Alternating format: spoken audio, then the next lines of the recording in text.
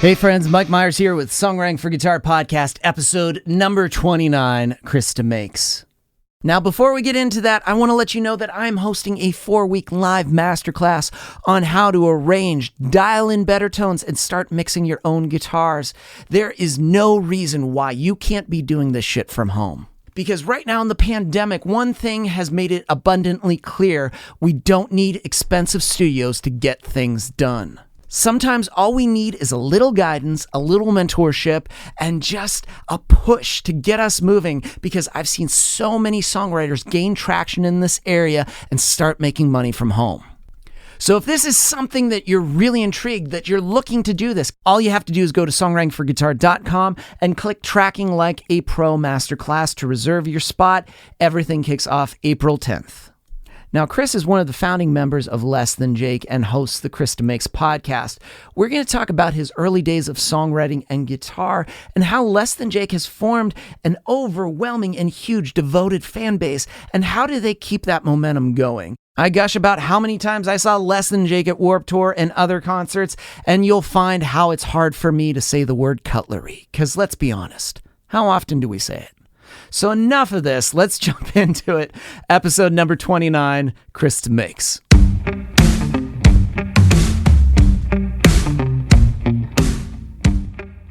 I am super pumped to talk to you because I remember your record. I think the first introduction to Less Than Jake, I got Hello Rock Few, because it was a recommendation for a friend. And I remember then buying a whole bunch of records. Every Warped Tour I went to, it was like, who's on? Less Than Jake's on. And it's like, okay, great. I remember 2003 seeing you guys at Club Laga and you brought Bang Tango. And I remember just being like, that was a wild show. And we got to play one time Warped Tour in the Kevin Says stage. And you pointed to me in the catering line where the forks were. And I remember being like, hey, where are the forks? And you were like, oh, they're right over there. And I was like, that's so cool. And I was like, it's Chris from Less Than Jake. He told me where the cutlery was. I don't think anyone's ever told me that a story where I pointed the cutlery out before. That's awesome. Except maybe when I was washing dishes at that Italian restaurant years ago. Well, I mean, that's what I want to get into, because I know you from Less Than Jake, but I'd love to know your start at the beginning, especially like delving into guitar. Was guitar kind of like your intro instrument, or was there something before that? Well, it was something from, my inception, basically. So I'm in August of 73. Yes, I'm dating myself. And I was already pissed off when we got on this morning because you're way younger and better looking than me. So you already got 2 strikes against you. But yeah, so August of 73, Mom and Dad went to go see Neil Diamond in Detroit at an amphitheater. And I was kicking and going nuts in my mom's belly. And it was about a month later I was born. And, my earliest memories were getting dragged around from bars and nightclubs and wedding receptions and graduation parties and retirement parties and bar mitzvahs and you name it. My mom and dad were entertainers. They sang. So Dad played guitar, and he had like a drum machine that he worked with both of his feet. And this was primitive shit in the 70s. So the fact that's crazy, with his feet. Yeah. So he was working it was programmed drums, very basic stuff. So he played, had an amp, full PA set up. He would drag around and play.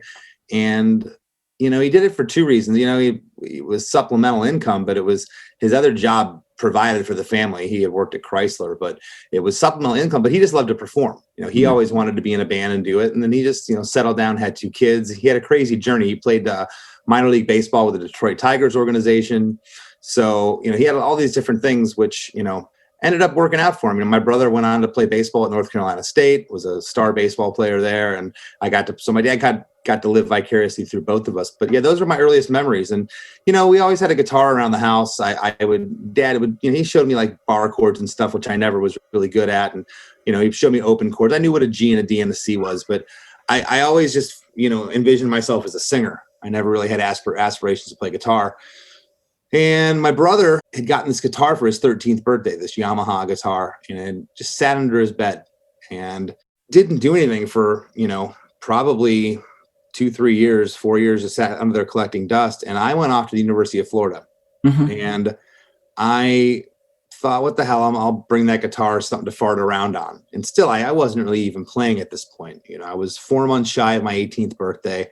When I say I knew a few chords, it was just the basics and I wasn't good at it. And so took the guitar to Gainesville and I started auditioning. This is back when you'd see at the record stores or the bong shop or on telephone poles, you'd see singer wanted or guitarist wanted. You tear off the piece of paper at the bottom with your name on it. And I started doing these auditions for these bands. And 1991 was a very strange time. I remember showing up. I've told this story before. I remember showing up to an audition, and there was like one guy in the corner, like a Dead Kennedy shirt on and a mohawk and like a pierced nose and shitty tattoos. And there's like another dude that looked like Eddie Vedder. And then there was another guy that looked like could have been in Motley Crue. Like there was an identity crisis going on. And I'd get in there and they'd be like, yeah, we want you to like have like the attitude of the Sex Pistols, but mixed with Queensryche. And yeah, but throw in a little Pearl Jam. It's like, what? What? So, and then I was another band that I went and tried out for that was like this punk band, and they were just shitty. They just weren't good. And I was frustrated my first, 6 to 8 months there. I was frustrated that I knew what I was hearing in my head. And I just picked up that guitar, and as evidenced by my failing grades, I would just stay in that apartment that I was in those first 2 years. And I was just playing along to every record that I could, every record that I liked. And just, I was blessed with a good ear for both singing and for picking out guitar. My dad picked everything up by ear. He would learn anything. He could just pick it up and learn it. So that's what happened. That's how I started playing. I love, especially there's something about listening to records that you love and then just starting to pick up on progressions and just absorb them and just absorb records, because like when you're looking to write stuff eventually, you're not pulling from a dry well because you've kind of filled it with all these different songs and progressions that you've kind of just absorbed that come out into your songwriting, whether you know it or not. What were some of the records that you were kind of breaking down or just trying to play along to? Nothing really difficult in the beginning, because my style has always just kind of been in the punk rock vein. I mean, I've branched out over the years, and I'm always trying to push myself now. I'm actually got a guy that's a jazz guitarist that I may start taking some lessons from. You're never too old to keep learning. He's a friend of mine, and he's offered to. He's a phenomenal player. But this was just basic stuff. I was jamming along to Bad Religion records. Early Mighty Mighty Boss Tones, Operation Ivy. Just picking out songs and trying to figure out the riffs and play along with them. Now, especially when it comes to ska, I feel like what's distinctive is the strumming patterns. And it's just like a lot of those shapes and offbeats, which even if you don't know like the count or anything, but you can tell the feel. Like, how would you describe like ska guitar to someone that's just like, I don't know what that is? How would you describe kind of like some of those strumming patterns? It's basically taking a reggae record at 33 RPMs and playing it at 45 RPMs. It's kind of upstroke reggae type jink, jink, jink guitar that's just sped up, and I don't really know how to, again, my dad always had that quick hand. He was just very, very quick rhythm player. And it really came natural. It wasn't, I don't really even know how to describe it. Just very, very natural. It's the other stuff that I'm trying to get into that it's funny. Everyone's different. I know players. I'm just going to throw this out there. Someone like Eddie Van Halen, I don't know if Eddie Van Halen could pick up the guitar and sound like me playing ska. If he were alive, rest his soul, or Yngwie Malmsteen or any of these guys, I can't pick up the guitar and sound like them. That's for damn sure. Even if I could play arpeggios and play that fast, but some really technically advanced players. I've been backstage with guys in bands that can run circles around me technically as a guitar player that go, I just can't do that, dude. Play that. And it's funny because I look at them and go, well, I can't do what you do. So I think that's amazing because it's, to have two people, distinct styles, different from each other. And then suddenly looking at them and being like, man, I can't do what you do. And the other person thinking, I'm thinking the same thing. But I think that's the beauty of playing and also songwriting. You can hear a song and be like, I can never write like you. And then another person's like, I could never write like you. And that's kind of the beauty of it. We're not meant to write always like some other person. We're meant to find kind of like what makes us unique or just our own style and just kind of live into it. Yeah, well, and that's the hard part of as you get older as a songwriter is there's two things. You don't well, most people don't want to rest on their laurels and repeat the same thing. Yeah. You know, I always give the example of, you know, you're not going to paint the same picture you did in preschool when you're 15, you know, and then when you're 25, you're not going to write the same type of style of poetry you did when you were 12 or 15. So you evolve as you grow up.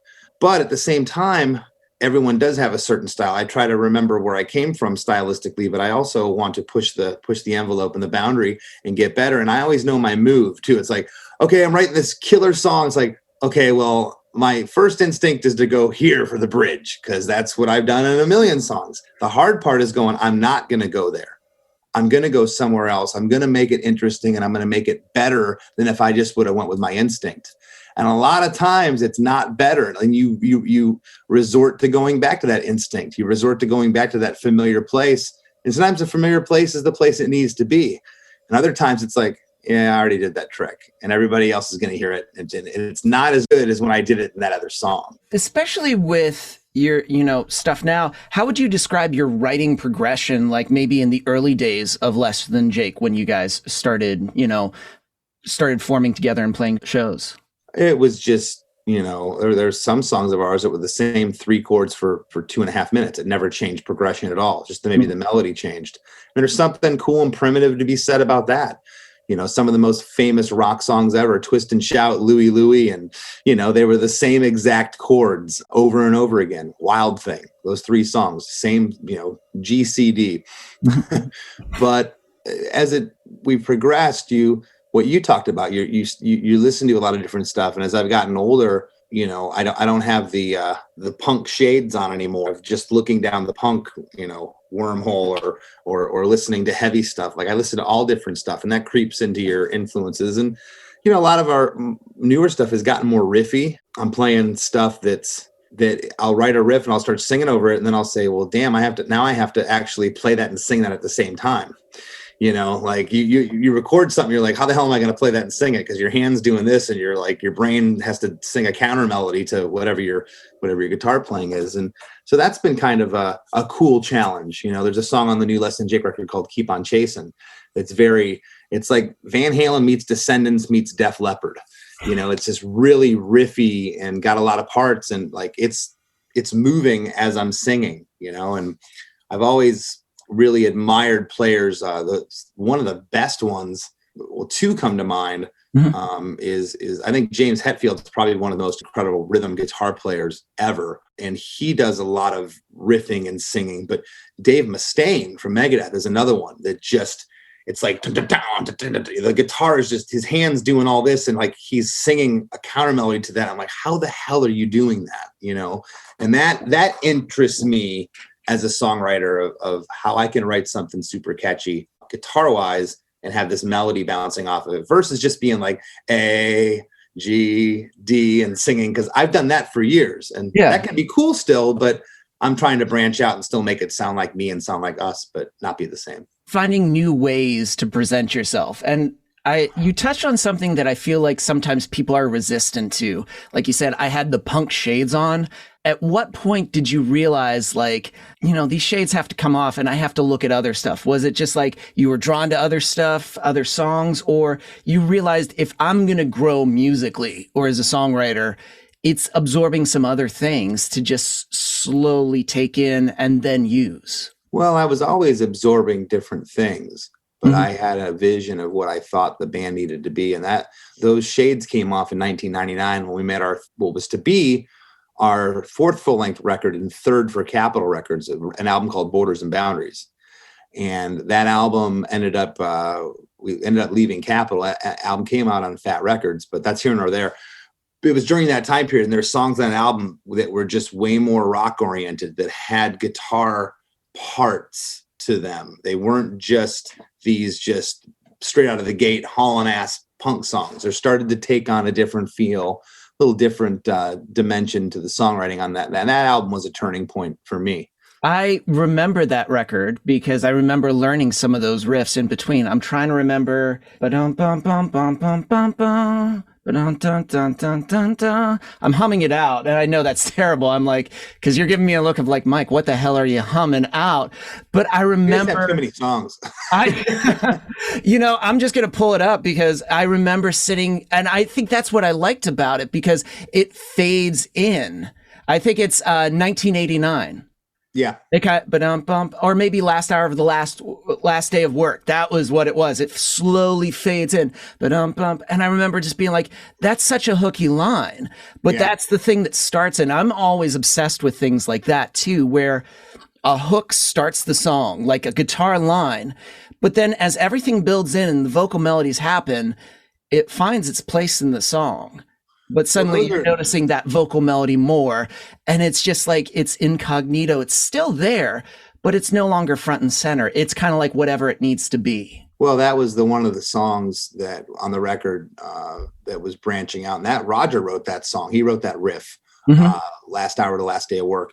I came up with another track called "Is This Thing On" that record that was just kind of almost starts off as this rock ballad. It's just got this guitar and me singing, and then the band, this rock, it's just a big rock song, So we were starting to and those were all of Roger and I, our influence in growing up was 80s pop, 80s, hard rock and 70s, 80s rock and roll. And that started to shine through on that record. And it's been shining through as the band has went on. And it's cool because we're not just one dimensional. There are some bands that they just stayed to one thing. And sometimes that works and sometimes it doesn't. And we just always wanted to kind of push ourselves. Do you feel like, especially with the base that you have, that you've grown over time? Because you guys have grown, I feel like a supportive fan base when I think of you that has allowed you to branch out, and they just kind of like are receptive to that change because they're changing as well, because there are a lot of people that you've had in the beginning are growing with you and they're not kind of just staying in that one zone. Yeah. We're definitely, and I don't say this like, no one's really selling records anymore, so you can't base it on that kind of popularity. And we were never really on the radio, but our band's bigger now than we've ever been. And 2 years from now, we're going to be bigger than we've ever been in the sense of people knowing us. There's always, our fans now have children that range in age from, 2 years old up to 20, they're college age, 24, 25 years old. And we got grandparents that are coming to see us. A friend of ours is like 67 years old. He still comes to see the band play. I remember when he first started to come see us playing in the late 90s, he was my age now. And I'm like, well, who's that old dude here? Why are you here? I love your band. I'm like, how could you like my band? You're like about to die, and he's still coming to see us play. And now people are looking at me going, dude, what are you doing here? Do you feel like, especially in your time, you've seen trends come and go and people that try to ride that wave and bands try to start up and try to be like that sound, but that sound's going to disappear and it's going to be something else. And then other people try to ride that wave. What made you stay on the course that you guys did, even despite trends and things coming in where some of the trends were ridiculous and then they just slowly faded away? Well, you can only be who you are. At the same time, as much as we always tried to push ourselves and do different things, we stayed true to, what the heartbeat and the pulse of the band was. We were always going to be known as a ska and a punk-based band.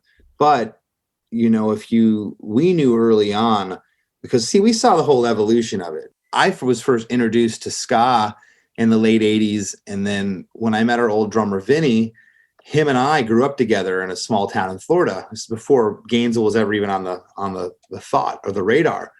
And he was really into punk rock. He was getting me in high school into punk rock. And so I dove in head first. And this is before Rancid, Offspring, Green Day, any of this went mainstream.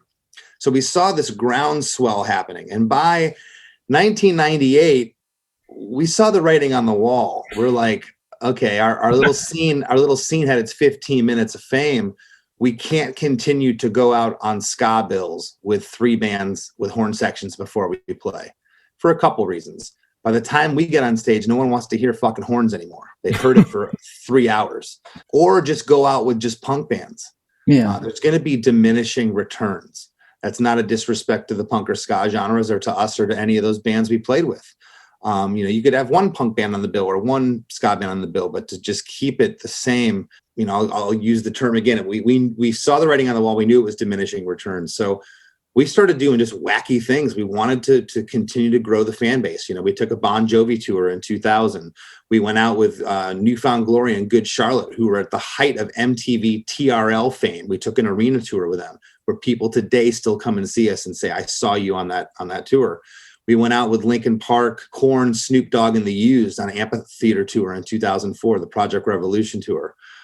So we were constantly going out and even on our own shows, we would go out. We had this connection, of course, because Vinny started Fuel by Ramen, but we were taking out bands like Gym Class Heroes, and some of our fans would be like, the Too Punk for School, like, why'd you take that band out or this band out? And it's just like, if you don't like it, just go get a beer down the street, because we're not going to take out the same bands over and over again. We like that band. And if you don't like them, that's not our problem. We're here to provide a show and to have it be, be different and not just be the same. So we had that vision. And I think that's what's helped us, is we never limited ourselves. And that's why we can get over to anywhere in the world and play a festival sandwiched between an EDM band and a death metal band. And we're going to go out there and kill it. And you don't even have to like our music. You're going to have fun at the show. How would you describe right now, especially in this last record, your writing process? Because I know from past interviews, you said like Vinny would do lyrics, or he would give like bits and pieces, and then together you would form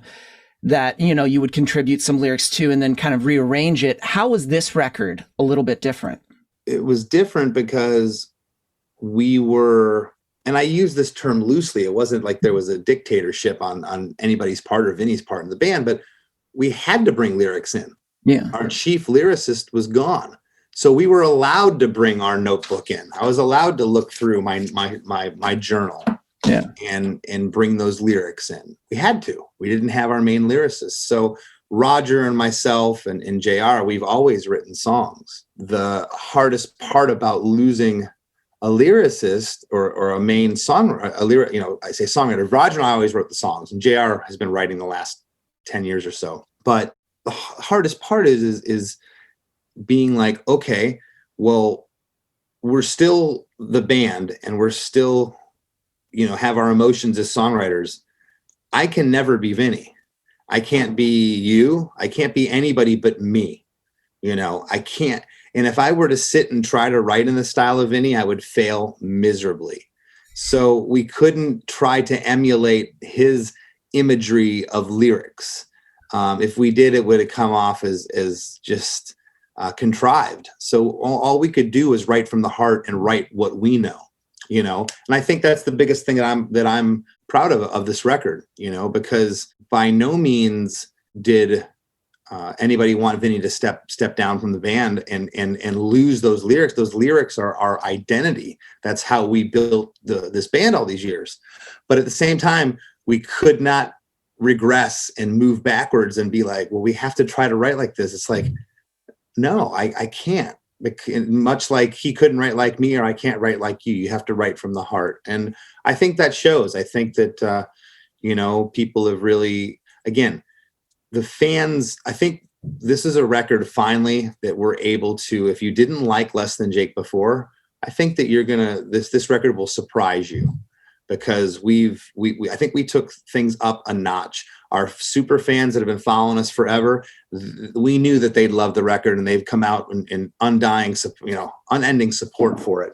And there's been very few naysayers of the album. And anytime someone is a naysayer album, I say, "Are you a fan of the band?" "Yeah, but I don't like your new stuff." It's like, that's cool. We're only going to play probably one or two songs off it. We're going to play all the shit you want to hear on Hello Rock and Losing Streak. So I'll see you at the show. Buy a t-shirt.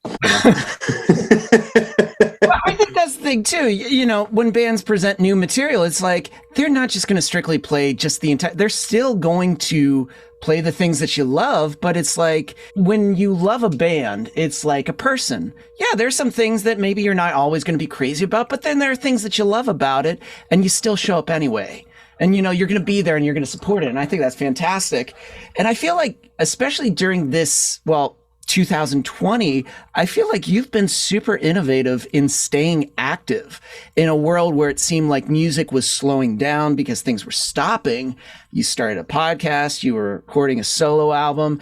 It just seems that you're just constantly, you took what could have been not the greatest time and you made the most of it. The wheels for that were set in motion before the lockdown. You know, I'd kind of wanted to have a kind of a reset button on the, you know, definitely on the back half of my life. You know, you get to be middle age, you're on the back nine now. So, you know, who am I? What do I want to do? And it always goes back to music.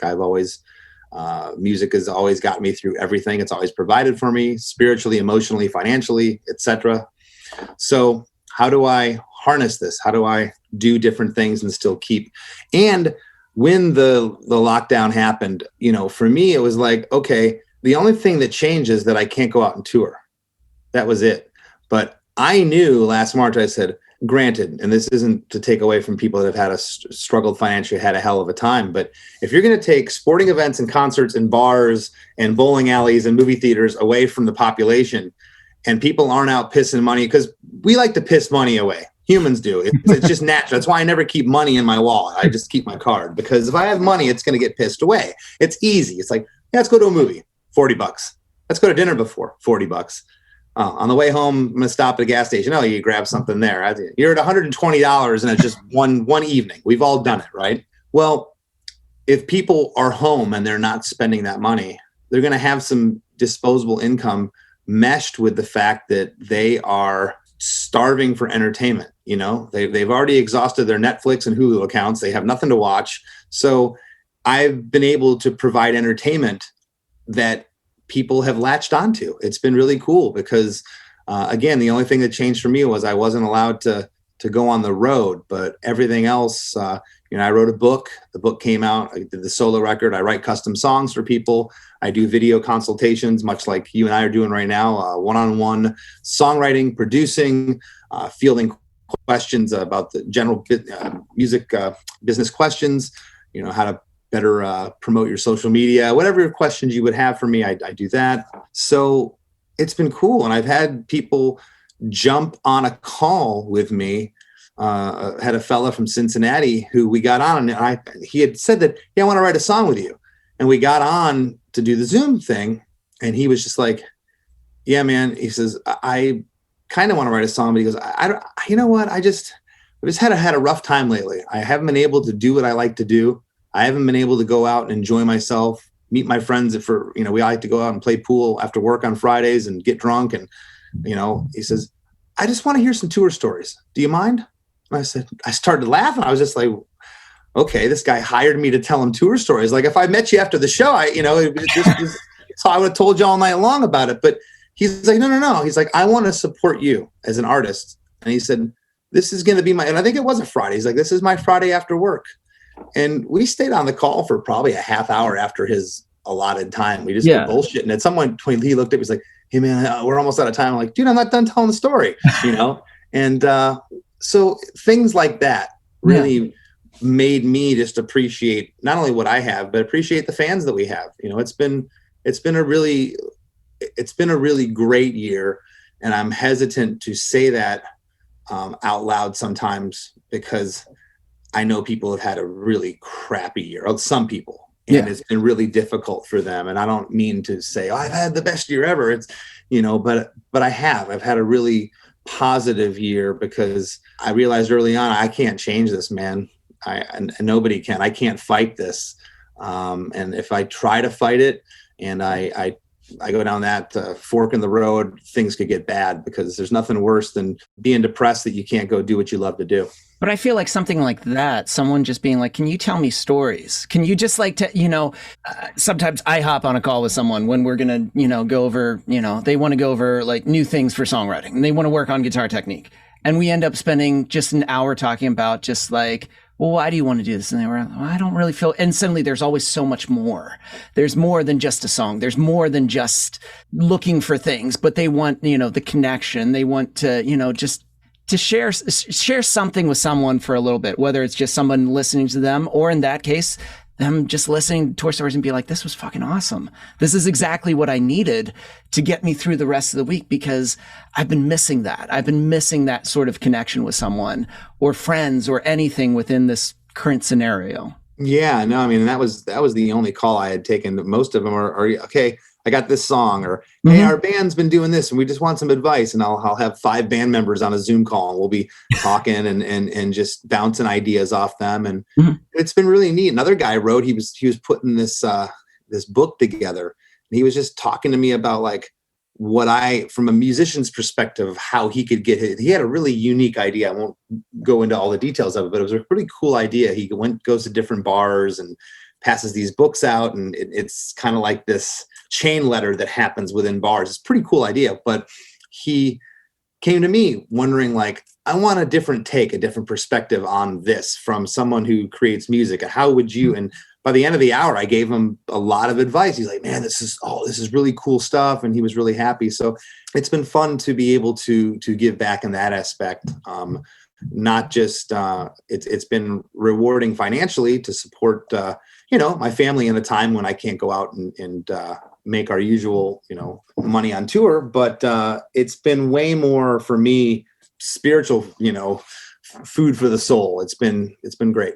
Dude, that's awesome. And your podcast is fantastic, because you're talking to all these different songwriters about like a particular song, breaking down the process, concept to finished product. And what are some of the biggest takeaways from some of the guests that you've, had on there, and just some of the surprises maybe too, songwriting wise?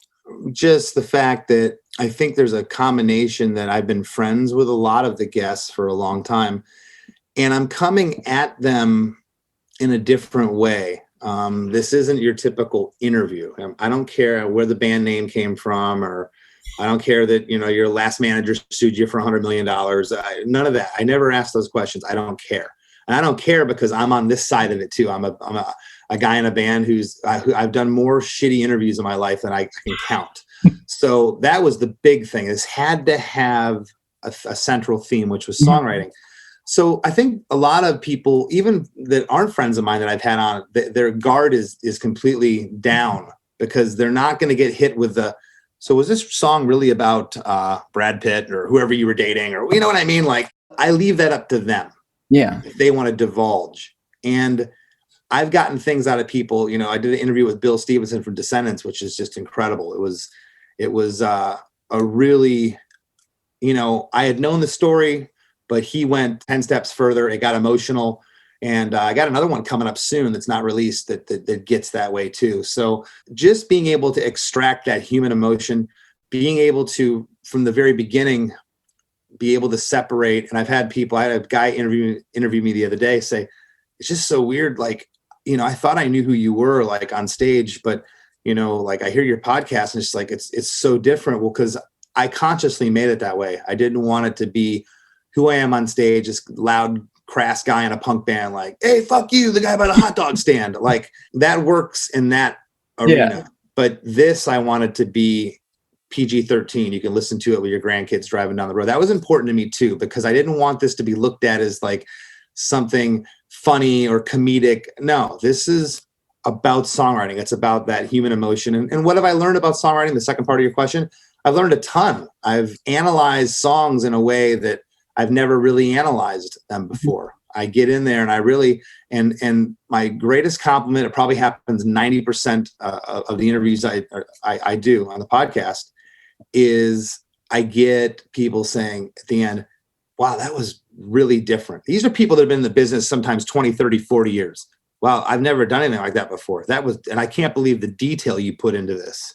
Because I go line by line. I'm listening. I'm like, ooh, that guitar chord changes there, but it doesn't change anywhere else in the song. Why? That intrigues me. That interests me. And I've been able to take away a lot from that, songwriting wise. Especially when I feel like a common theme of what, from when we started and you talked about like, oh, I was listening to songs, I was breaking them down, to even now in your podcast, listening to songs in detail and breaking them down. I feel like your ear has always been drawn to just understanding the concept of songwriting and just kind of like absorbing it essentially. I don't know who coined this. It might've been a producer years ago, but he's like, what is the heartbeat of this song? Like, what's this guy talking about? but every song has a heartbeat, and that heartbeat could be that guitar riff. That guitar riff is just, the chorus is maybe what people are really going crazy for, but that guitar riff is the central theme of it. And it can't just be at the beginning. The guitar riff is it just hits you too much. Well, where could we have it come back? Oh, the last chorus, when we double at the end of the song, that guitar riff's got to be come back in, and you start to zero in on what's important in a song. I'm really interested now in getting into why something's not there. Why wasn't this in the first chorus or the second chorus, but now it's there in the third chorus? It's because the song's growing. And now it's this extra bit of something that comes in, and I always guess I knew that. And I've done that with songs, but to sit here and look at a song this way, especially somebody else's song, and dissect it. I've always been dissecting songs in between my ears, driving down the road from the time I was a young kid, sitting in the back of my dad's car, listening to my dad play. I was always analyzing songs, but not analytically, not doing it like I am now. It's a different thing. And it's taught me a lot. I feel, especially if you're a songwriter, when you analyze someone else's song and you break it down and you look line by line, but what you said right there, like, okay, why isn't this in this first chorus, but it's here in the second chorus? Then it doesn't make an appearance here, but then that final chorus, it does. It's just like, that's interesting. I need to do more of that. Why is that? Why is this sound here? Why did you harmonize here? And I noticed melodically, you changed this one note right here in that second verse. It's interesting. You have a greater appreciation sometimes for things that you necessarily would have written off sometimes. And it just ends up, as you said, your view of songwriting, the punk rock glasses came off and you were looking at the trees and suddenly you see a forest and you look at like, holy shit, like there's so much more to songwriting. It seems just when you think you know everything, or you get to a point where it's like, that's a lot. There's like a host of other things. Breaking these songs down, I've started to, sometimes I have to rewind it like 2 or 3 times. Like, why does that feel different? It sounds the same, but it feels different. Why? And then you'll finally zero in, and I'll zero in and be like, oh. And I always go back to Howard Benson, who he's produced everybody, but Howard did our Hello Rockview record and with the Outcry record. And he's went on to do everyone from Kelly Clarkson to Chris Daughtry to My Chemical Romance to Avenged Sevenfold, you name it. And Howard, it might have been even during the Rockview record, and this is the kind of nerdy shit that Howard gets off on. And like, he passed down to me. I learned so much from him. He said, the song You Shook Me All Night Long by AC/DC. Mutt Lange produced that. Mutt Lange produced a couple of huge AC/DC records. He, of course, did Shania Twain stuff. He married her. He did Def Leppard. He did the Cars. He's done a bunch. He's a world-renowned producer. He's like, yeah, Mutt Lange's genius for things like this. So the first 2 choruses of You Shook Me All Night Long is, you shook me all night long. And the very last chorus of the song, you don't know why it makes you feel differently. It's because the last chorus, and check it out after we hang up today. Listen to the first 2 choruses. You shook me all night long. The last chorus is, you shook me all night long. The all and the nights are dragged out on that last chorus. It's the same words. Yeah. The words haven't changed. So it's a mind fuck. You're like, what's the same words? Yeah, but listen how it's sung. The notes are hung out an extra 2 to 3 seconds, the all and the night. They're stretched out. And it just lifts. It lifts that third chorus, just having that little bit. And those are the things, again, that make you, as a person, that human emotion, they make you feel something.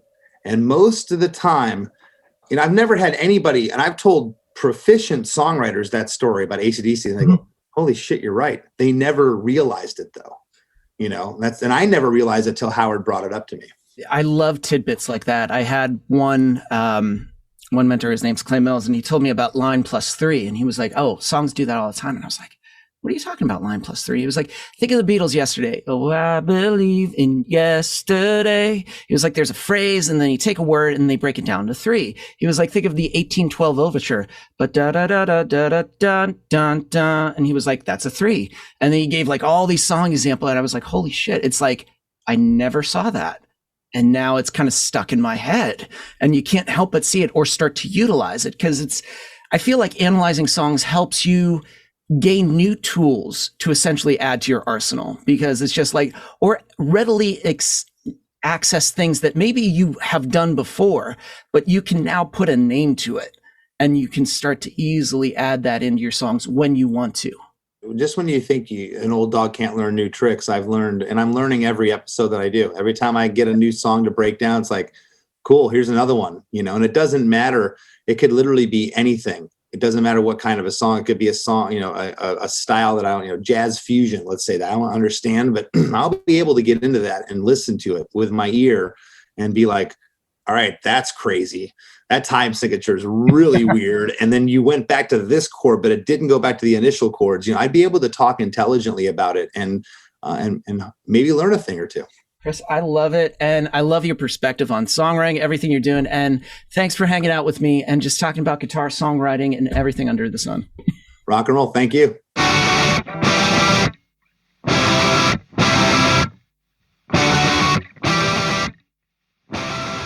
That was such a fun conversation. I really appreciate Chris for taking the time to do it. And for me, I've known about Less Than Jake for decades. That was the thing that I listened to. That was the reason too. One of the reasons I picked up guitar. I remember I was in a terrible ska band. We wrote a song called Girls Don't Appreciate Ska. And I think one of the lines was, from acrobats to Less Than Jake, they don't think it's all that great. I know, very profound. I don't know why we couldn't keep it together. But I know why this episode came together. It's because of Chris Fafalius. He edited and produced it. I'm Mike Myers. Thanks for listening.